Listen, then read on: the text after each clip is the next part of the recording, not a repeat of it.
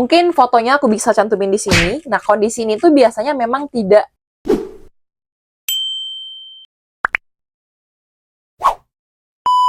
Halo teman-teman, Assalamualaikum warahmatullahi wabarakatuh. Ketemu lagi dengan aku Indah Sururi.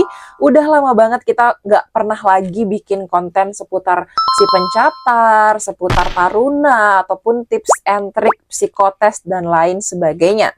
Oke teman-teman, jadi di video kali ini aku bakalan ngasih tahu kalian 10 hal yang bisa membuat kalian gugur di tes kesehatan, entah itu si pencatar, sekolah kedinasan lainnya, maupun akpol, akmil, tentara, dan polisi. Jadi, simak terus. Yang pertama adalah tinggi badan tidak sesuai dengan ketentuan minimal. Pria 160 cm dan perempuan 155 cm.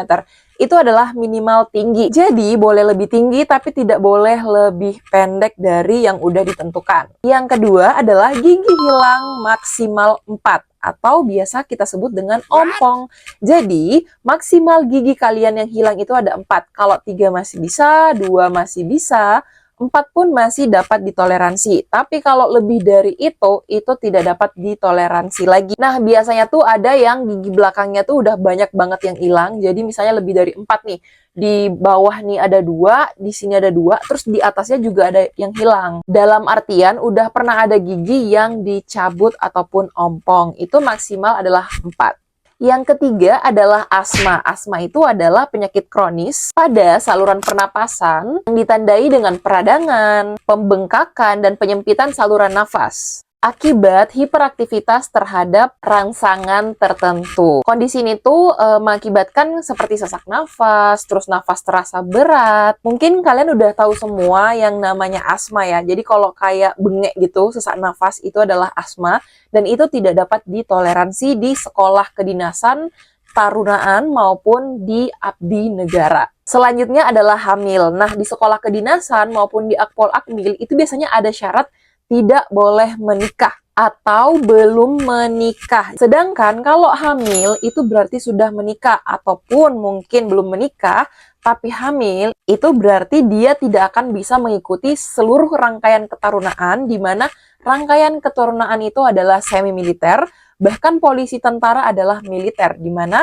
kegiatan sehari-harinya adalah kegiatan fisik. Jadi untuk orang yang sedang hamil itu tidak dapat mengikuti kegiatan tersebut. Yang kelima adalah ambeien. Mungkin kalian nggak asing lagi dengan ambeien ya, atau biasa kita sebut dengan wasir. Itu adalah pembengkakan atau pelebaran pembuluh darah vena di area anus, atau biasa kita bilang bagian bawah dubur gitu ya. Kenapa ambeien tidak dapat ditoleransi? Karena ambeien dapat mengganggu seluruh kegiatan ketarunaan seperti lari, disuruh duduk, disuruh ngangkat, maupun tindakan-tindakan fisik lainnya, di mana ambeien sangat mengganggu. Sehingga peserta yang memiliki ambeien itu tidak dapat mengikuti rangkaian kegiatan fisik secara baik.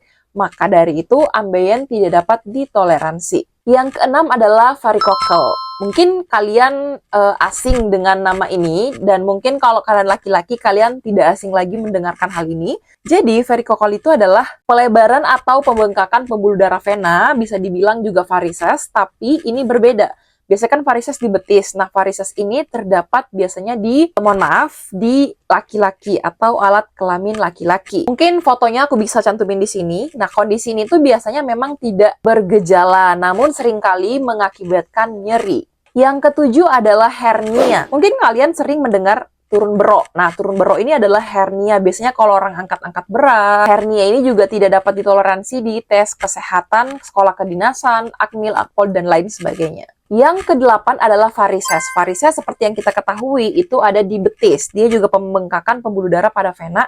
Jadi kayak ada geronjolan-geronjolan gitu pada urat, pada pembuluh darah di bagian betis kita. Nah, mungkin banyak di antara kalian yang udah sering melihat varises ya. Yang kesembilan adalah tekanan darah tinggi atau hipertensi. Ini juga tidak disarankan karena hipertensi bisa jadi tiba-tiba kena stroke, tiba-tiba kena jantung. Makanya hipertensi itu juga tidak disarankan untuk kegiatan fisik seperti di ketarunaan.